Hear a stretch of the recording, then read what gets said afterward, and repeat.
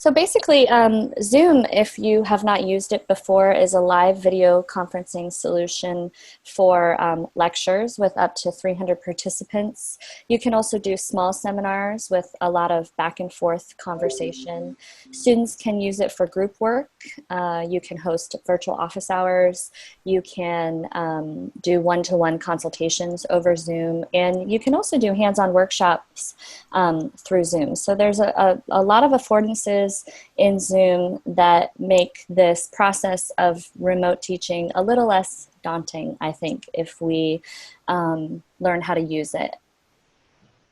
So today we're actually going to cover how we navigate the Zoom environment, and then I'll take you through how to create a Zoom meeting, how you can invite participants, how you share your screen, how you can use screen annotation, how you record your meeting, how you use the Zoom chat feature, which we talked just a little bit about, and then using breakout rooms for smaller groups to be able to operate within your Zoom session. So in order to get to the Zoom environment, you will go to cwm.zoom.us to get there. And there are basically two environments for Zoom. So there's the web dashboard, which you can see on the left-hand side of the screen here, where you interact with the settings, you create meetings. This is not the application. The video conferencing app you can see on the right-hand side here. But first, let's take a look at the actual dashboard so that you can learn how to navigate through the dashboard. So the left-hand menu of the dashboard, when you go to that web link that I just mentioned, cwm.zoom.us, you'll be asked to log in through William and Mary, and then it'll bring you to this page here where you can schedule meetings. So you can join a meeting, you can host a meeting. There's personal settings. Just make sure that you're logged in with your William and Mary account so that you can actually get the benefits of the Pro account, right? We all have the Pro account at William and Mary now, so we really want to make sure that we're taking advantage of those features. So you can see here this button, Schedule a New Meeting. And that's where you would go to actually schedule. And I'm just going to exit out of here, and I'm going to go through the process of scheduling a meeting just so you can see.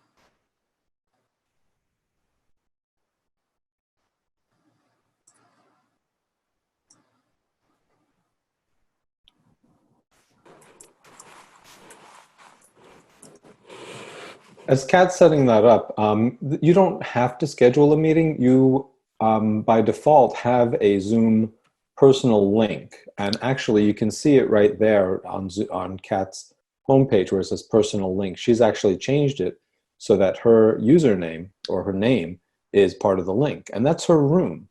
And you can create that as well. And that would be your room. You don't always have to create a meeting. You can just invite people to your room. Yeah, so as you can see here, I'm gonna click the annotate button, and I'm just gonna draw a little circle around my personal ID. So whenever I want individuals to meet with me, and I've actually been telecommuting for a few months now, I will just put that link in my meeting invitation where it says location in Outlook, and then people can log into that and immediately access my Zoom room. So that's really great, you know, for just if I don't want to schedule a ton of meetings because I'm constantly meeting with people. The only time it becomes an issue is if I have back-to-back meetings, because anyone can access that room if they have that link. So I make sure that when I'm scheduling meetings in Outlook that I have a little room in between my meetings, you know, 5 or 10 minutes, so that people aren't bouncing in as I'm finishing up my last meeting. But this has been really beneficial because I don't continually have to go through the process of scheduling every single time I want to have a meeting with someone. And even back-to-back meetings, you can do like that. You just have to create a waiting room, and then the next person would come in, and they wouldn't actually be allowed in until you. So there are ways to do both of those things. Yeah, I'll go through that, Mike. Thanks. So if you wanted to schedule a meeting, you would go to meetings, and then you would schedule a new meeting here. And then you might call it Zoom meeting for office hours, or you might just call it office hours. You could always put a description in there. I realize my annotation is in the way. 1 second, I'm going to erase that for you. There we go. Apologies for that. You would put in the time, you would put in the duration, right? Time zone. Say you wanted to schedule office hours every Tuesday from, 3 to 1:30, or I mean from 3 to 4:30, you would hit the recurring meeting, and then you would be able to, schedule that every Tuesday if you wanted to during your office hours. So that's an option. I would say don't click on the registration required button. That just muddies things up. And I would also say don't worry about a meeting password. If students have the link, then that is probably sufficient enough of a firewall for access. And then don't worry about the video for host and participant. If it's automatically set to off, when people actually log into Zoom, they will be able to turn their video on. And I really like having it off at the start, because maybe I'm just getting set up and I'm putting my earbuds in and I'm trying to get my papers organized and so forth. I don't want people necessarily to see that right at the start when I'm getting set up for my meeting. And then I can just turn my video on when I'm ready. One thing that I do recommend is that you make sure that the audio is set for both telephone and computer audio, just because you may have students that are needing to access Zoom in different ways. I like to personally click Enable Join Before Host. That means that if I'm running a little bit late, that people can still join the meeting and they can test their audio and they can get all set up before I get in there. And because I'm telecommuting, oftentimes I do have back-to-back sessions, so it allows for me to bounce from one meeting to the next. And people are in there and they're waiting right at the time that the meeting is supposed to start. So I like that Enable Join Before Host. You can click on mute participants upon entry. I recommend doing this if you have a large class that's 30 or more students. It's always good to have mute participants upon entry so that you don't have to hear all of the things that are going on, in their houses or at the coffee shops that they're actually, Zooming in from. And then participants can unmute themselves once, when they talk. One thing that you'll want to watch out for is just, looking on your screen to see if individuals are trying to talk and they have the mute button on. Sometimes people think that you can hear them when they're muted, and then you just have to say, hey, just, unmute yourself. You also have the capability as the host to unmute participants. So you can do that as well if you see that someone is muted. The Enable Waiting Room is a really good feature if you are, say, hosting something like office hours. You can enable a waiting room so that you are able to actually filter who comes into the meeting and at what point. And that's really great. Say you are having office hours from 3 to 4:30, and you tell students they can Zoom in at any point during that time. And you have one student who Zooms in at 3, and then you see at 3:05 while you're still talking to that student that a couple of other students have zoomed in, well, you're still able to finish that conversation with that individual student while the other students are waiting in the waiting room. And then once you're done with that conversation, you can admit that student, those other students from the waiting room into your meeting. So that's a really, really great feature. One thing that I would suggest is if you're going to use the waiting room, it's kind of a strange experience for individuals who are in the waiting room because your screen is just blank and you're like, I don't know what's going on. So I would say to let your students know if this is a feature that you're going to be using for, say, office hours, just, hey, here are the office hours. There's going to be this waiting room scenario. I will get to you in the order that you arrive in the waiting room, right? So that students know that you see that they're in there and that they're waiting and that you're going to get to them as soon as you can. Otherwise, sometimes people drop off because they think that Zoom is not working. Okay. Only authenticated users can join.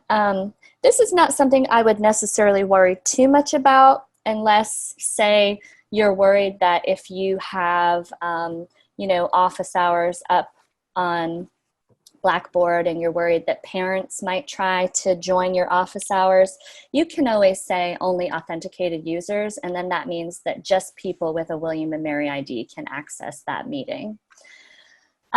You can also do breakout rooms, and we're going to talk a little bit about breakout rooms, but when you're setting up your meeting, if you want to have individual breakout sessions during your meeting, say you're going to talk as a whole group, and then you're going to break out into smaller groups to have discussions, and then you're going to come back together as a large group, this is where you could click breakout pre-assign if you wanted to assign those groups beforehand. You also have an option in the meeting to assign the groups as well, but that might be difficult if you have a large class.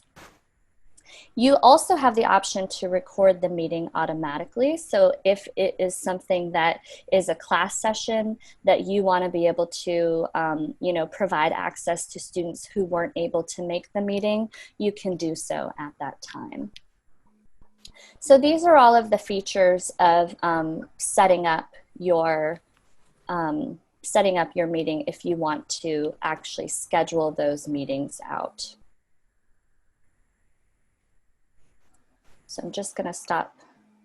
Oh, no, I didn't mean to do that. I'm going to start sharing again.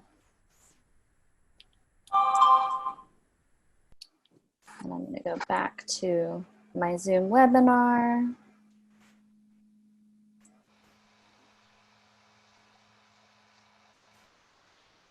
Okay.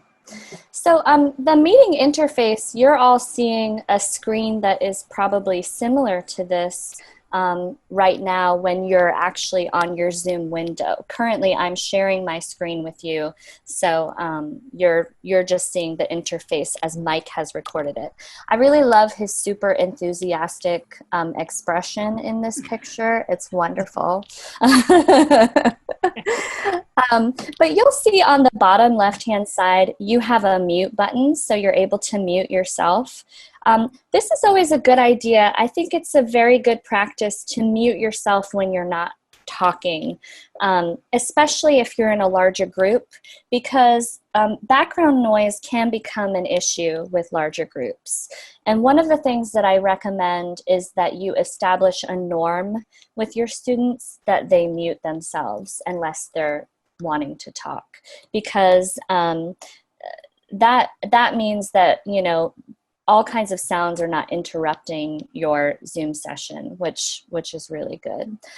You can also stop your video, right? This is great if you need to walk away for a second or do something for a second. Say, you're in a Zoom session and you get a really important phone call and you need to take the phone call. Well, you probably don't want everybody else in the Zoom session seeing you on that phone call. So you can stop your video, take the phone call, and then you can start your video back up again when you're ready to join the group again. You can also invite people. So say you, know that, one of your students is is not in the session and they're supposed to be in the session, you can always invite them there. You have the Manage Participants button, where you are able to mute people and unmute people and so forth. You can share your screen, and unless you've set it up in your preferences so that other individuals can't share their screens, this should be something that is available to your students. So say you wanted them to, you know, present during class, you know, for 5 minutes or what have you, they can share their screens and they can share their slides as they go through their presentation. And then you as a host can stop them sharing their screen, or they can stop them sharing their screen, right? But it's a really good feature to be able to share back and forth. You also see that chat button. I see people are using the chat feature currently, so that's really great for if you are, you know, having a meeting and students have questions. Instead of them forgetting about those questions because they've had to wait a long time to ask, they can just put them in the chat window.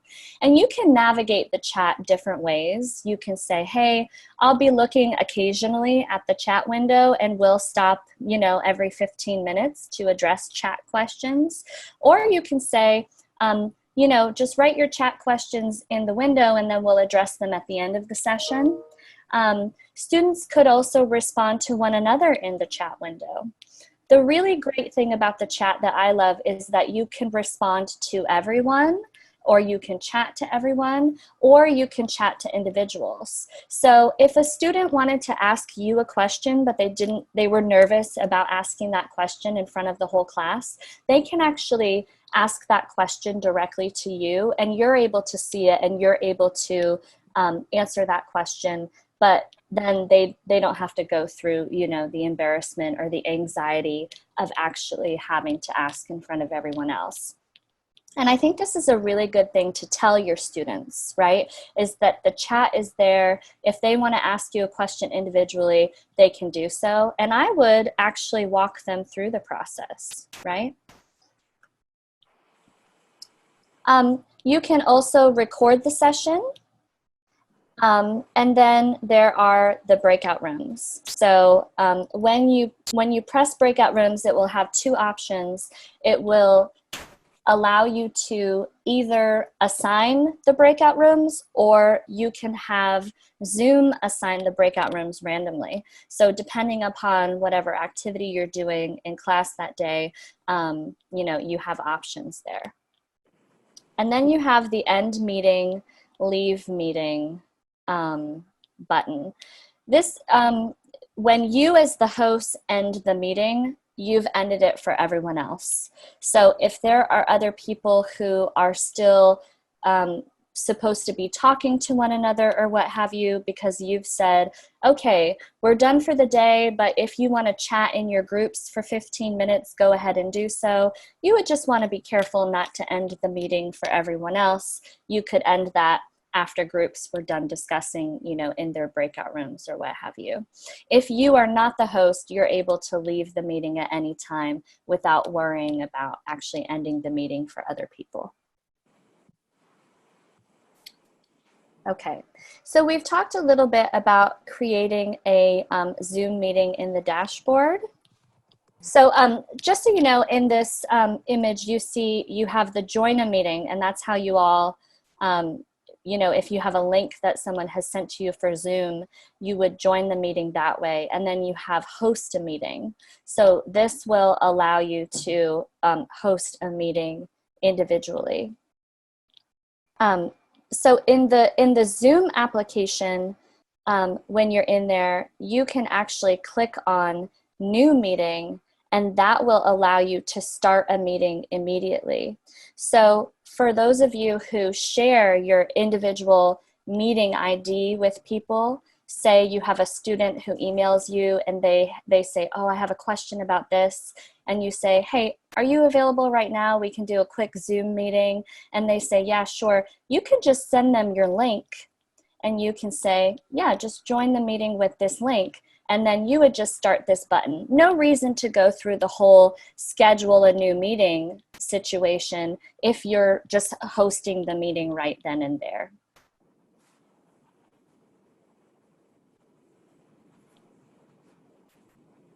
Okay, so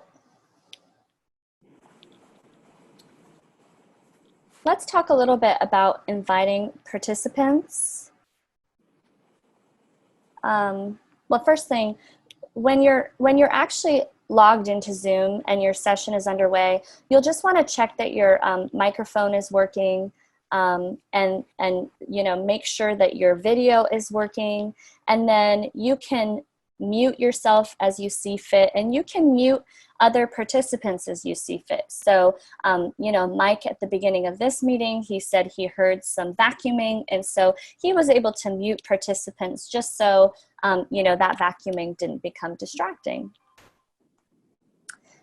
Your bottom menu may disappear from time to time, so you'll just click somewhere inside of the Zoom application and wiggle your mouse, and it will bring your menu back for you. This becomes a little disorienting for me sometimes when my menu disappears, because I like to know you know, where things are. So just know that it is there. You're just going to have to search for it a little bit.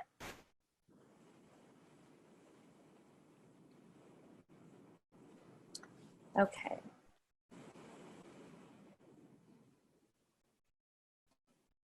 So in order to invite people to your meeting, if you click on the invite button down at the bottom of your screen, a new window will pop up, and you can copy the URL or you can copy the invitation, and then you can send that to individuals so that they can join the meeting, you know, while the meeting is going on in session. And so this I recommend, once again, if you know that certain individuals are supposed to be in the meeting but they're not. Maybe they lost the email that had the URL. Maybe they just forgot where you said, you know, the information was for joining the meeting. You can just provide them with that information right then and there so that they can join, rather than having to miss the whole meeting again.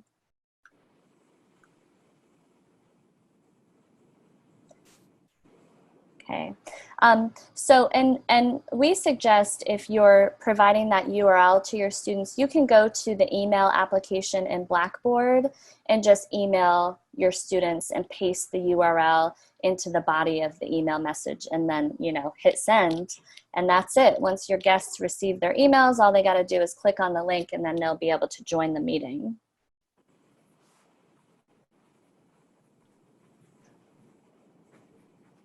So there you go.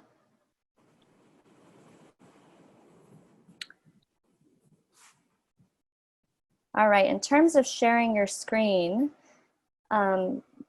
this is probably one of the features that you may use most in your class, right? So that you can conduct slideshows and lectures, so that students can share class projects. There's also a whiteboard. You can even watch videos together.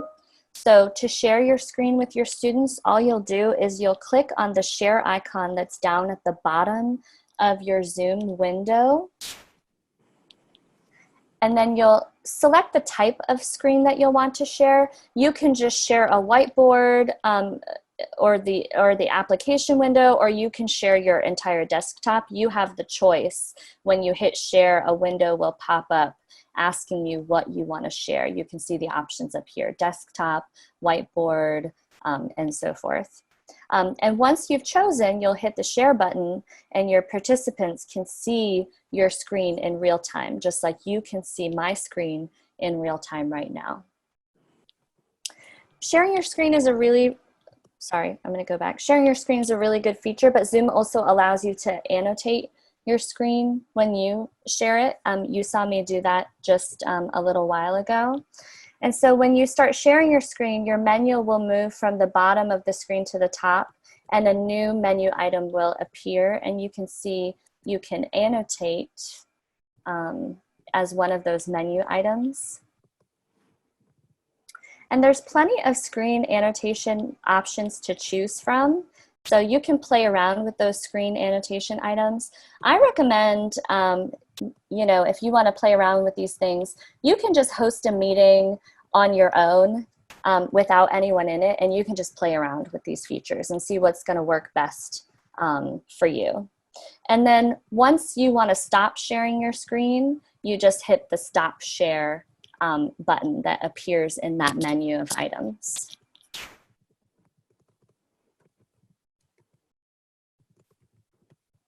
So there's annotate right there. There's your menu of items. There's Mike's beautiful annotation that he created. And there's the stop share button.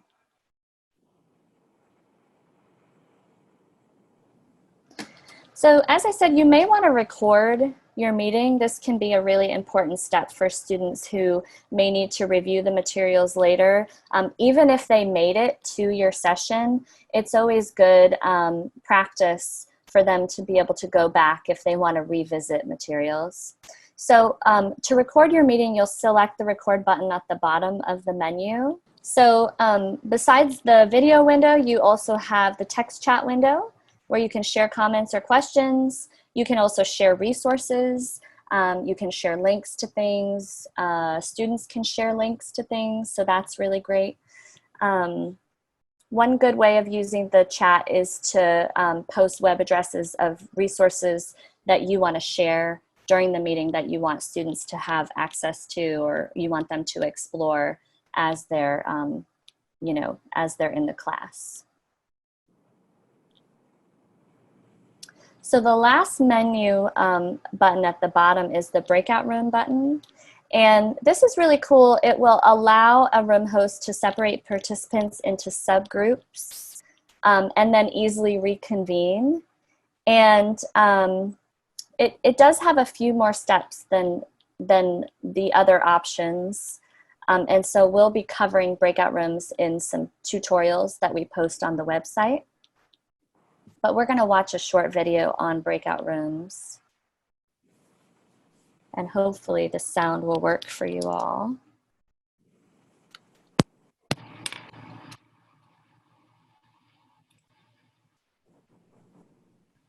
Video breakout rooms allow Zoom users to easily place meeting attendees into sub-meetings for group discussion, activities, projects, and more.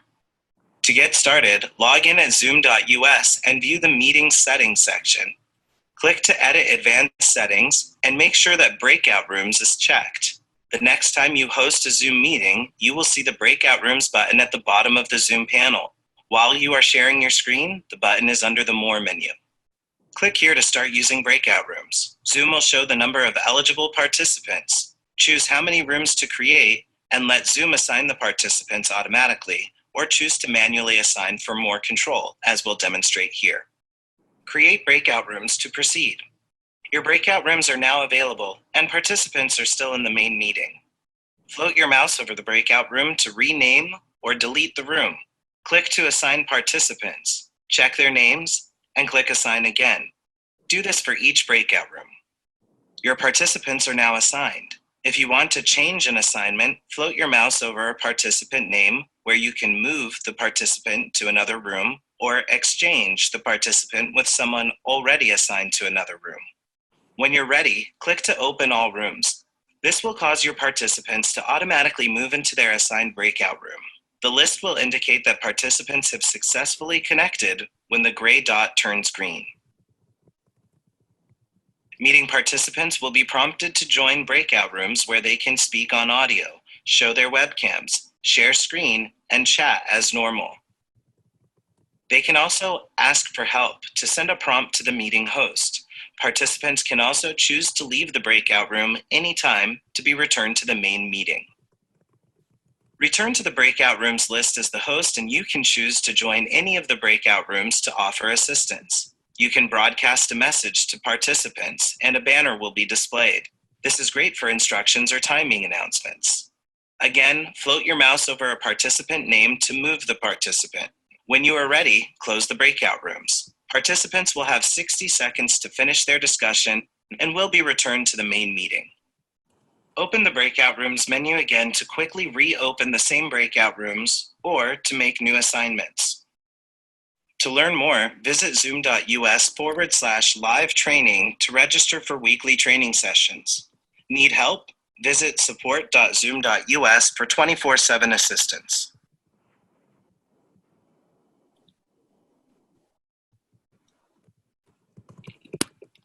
Okay, so at this point, I've gone over a lot.